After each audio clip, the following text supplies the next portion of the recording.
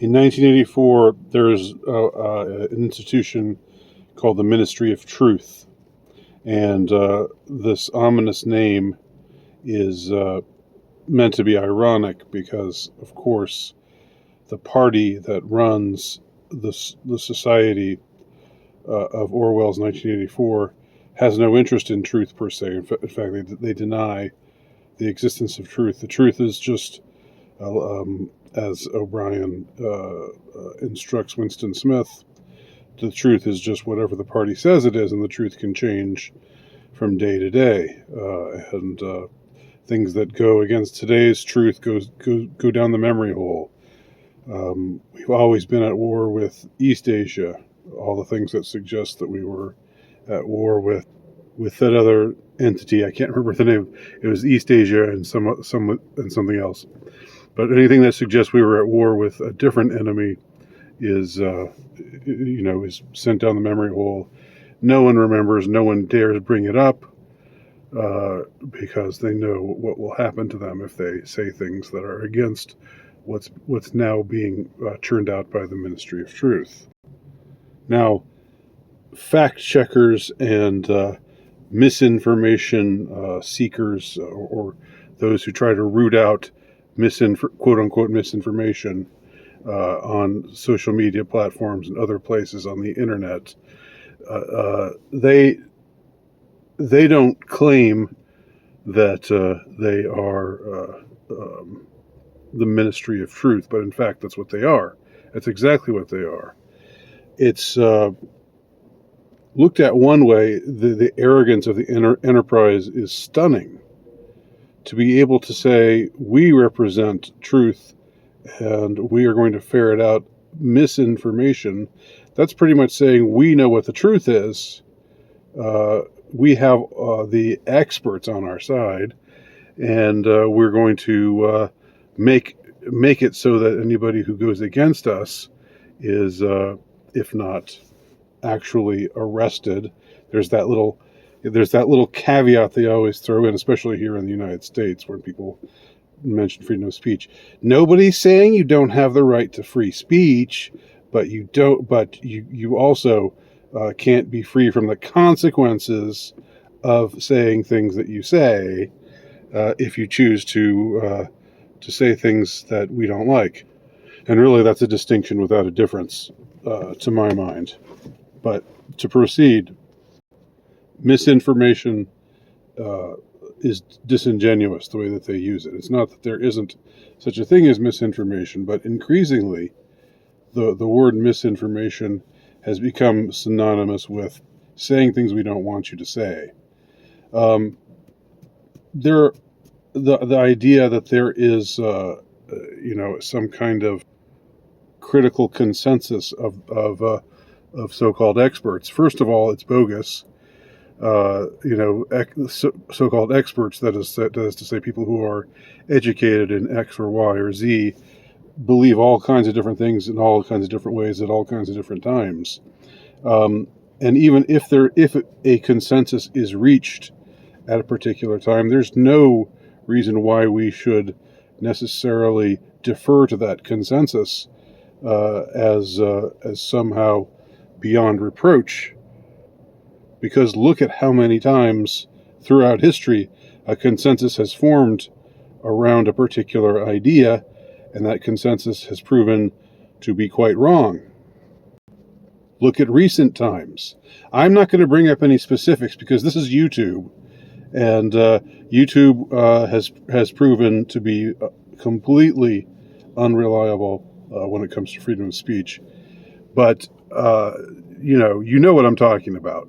Over the last 2 or 3 years, numerous times it's been reported that the consensus of experts is so-and-so, and then it turns out a short time later that all of those misinformation peddlers who said so-and-so is not what they say it is, they turn out to be right. And then the fact checkers, the misinformation, the people who wag their finger at you and put those annoying, patronizing little disclaimers on the bottom of your video, they barely bat an eye. They just say, "Oh, well, now it's different." Well, yeah, now it's different, but it was always that way. The truth was always what the people that you were censoring were saying that it was, and yet there's never been an instance that I know of with these people turning around and saying, "We're sorry, we shouldn't have accused you of misinformation, of peddling misinformation, since it turns out you were right all along." Now, a long time ago, I think it was back in 2015, then President Obama said something in an interview about how we really need to curate the internet. And I recorded a video. Actually, it wasn't a video. It was on SoundCloud. I wasn't doing videos back then. I recorded a segment on SoundCloud, which I believe is still available. If it is, I will link to it below because of how right it has proven. He was saying we really need to have a curator of truthiness. He used that nauseating, supposedly funny Colbert term, truthiness.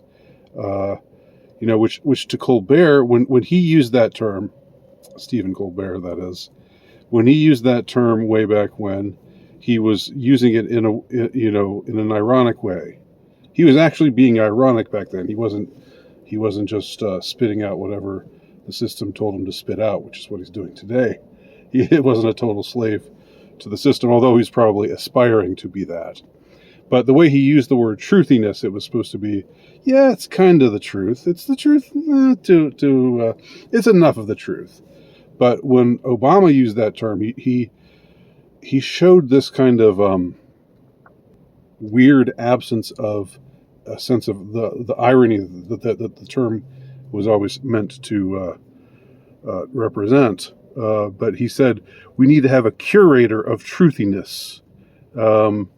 And what he meant by that was, we're not going to censor anybody. We're just going to come around and say, this is truth. This isn't truth, because there's just too much misinformation on the internet right now. And it's dangerous. People are believing all kinds of dangerous things that we can't have them believing. We need to dissuade them from that. And boy, how prophetic that has been over the last few years. That vision of our former president has become a true reality. But it's become a reality in a way that, ironically enough, he didn't even understand, because when he was using the word truthiness, the word was meant to be ironic. He wasn't using it ironically.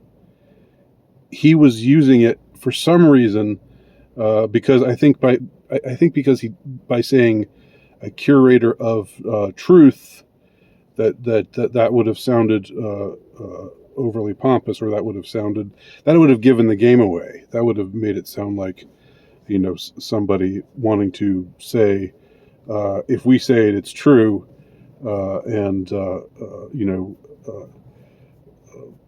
Oceania has always been at war with East Asia, and so forth. It would have been the Orwellian ramifications would have been made clear. But it is truthiness in exactly the way that Stephen Colbert used to use the word. Stephen Colbert, who used to be an actual comedian, who used to be an actual social commentator of some value. Let's just say, I never liked him, but let's just say he once had some value. But that's exactly what the so-called misinformation finders, the fact checkers, this is exactly what they're doing. They're not looking to establish truth. They're looking to promote truthiness, and the truthiness that they're promoting is whatever agenda is currently being sold, right?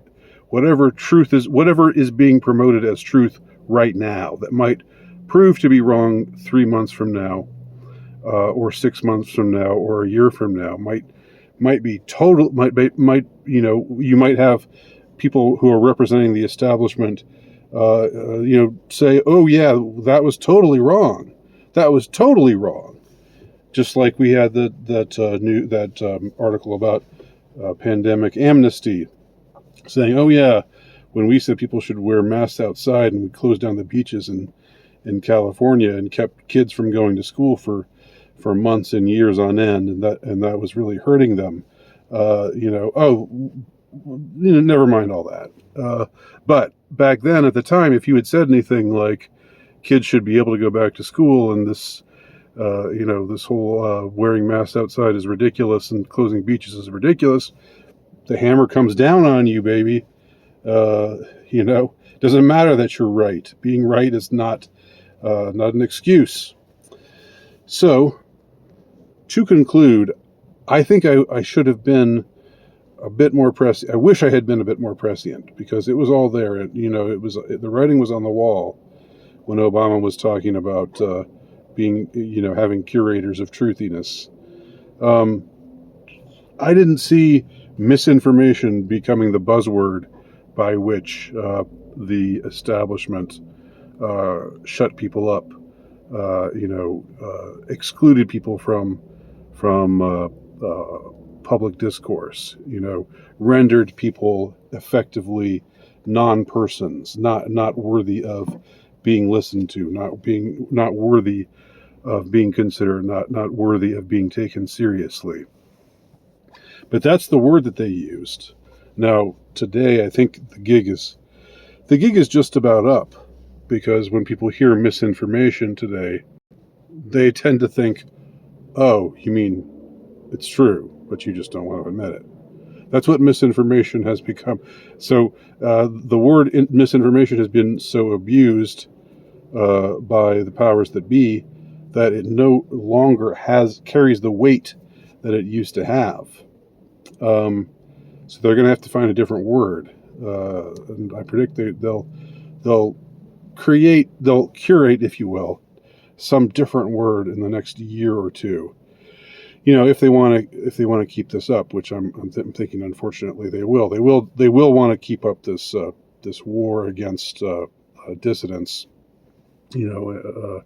on the internet and everywhere else. Otherwise, something they could do is just say, "You know what? Let's just welcome people to tell what they believe to be the truth of things, and let's just have it free for all." And from this open conversation, we can possibly tease out what's true and what isn't. But I very much doubt that they will do any such thing, because that would be not in their nature. It's not in their nature to be to be freedom loving, to be liberty loving. These are totalitarian people, deep in their hearts, deep in their souls, deep in their minds, and that's all they will ever be, and that's all they ever will strive to be. Not that they're not redeemable. Some of them are redeemable. Some of them probably will come around. There are always no case is hopeless. I don't mean to suggest that, but anyway, I think I will just stop there. So this is my assessment about misinformation, quote unquote, and its discontents. Thanks for watching.